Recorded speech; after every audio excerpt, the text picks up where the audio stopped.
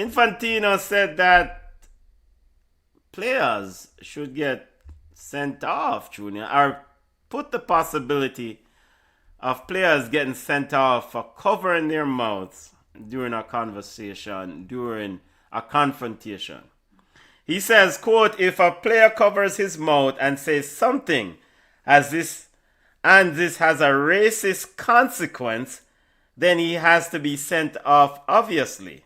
There must be a presumption that he has said something he shouldn't have said, otherwise he wouldn't have had to cover his mouth. Of course, when you deal with disciplinary case, you have to analyze the situation, you have to have evidence, but we cannot just be satisfied with that going forward.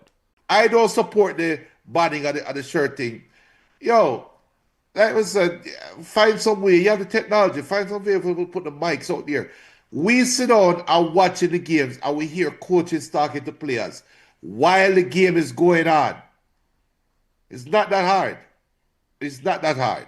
And if you tell the players that, hey, you know what would actually work? Tell the players them that we have mics all over the field. Yeah, I think this is a twofold. This thing, them say, show me your friends and you tell me who you are. And Infantino, we see Infantino friends when they are road a post up with and a par with. And so Infantino cannot be someone who I take seriously when it comes to addressing these issues in football.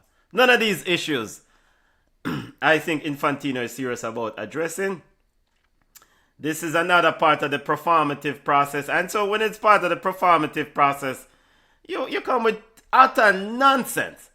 Nonsense. Like this idea of two players in an argument and you want to implement a rule to send off a player because he cover a mouth in an argument.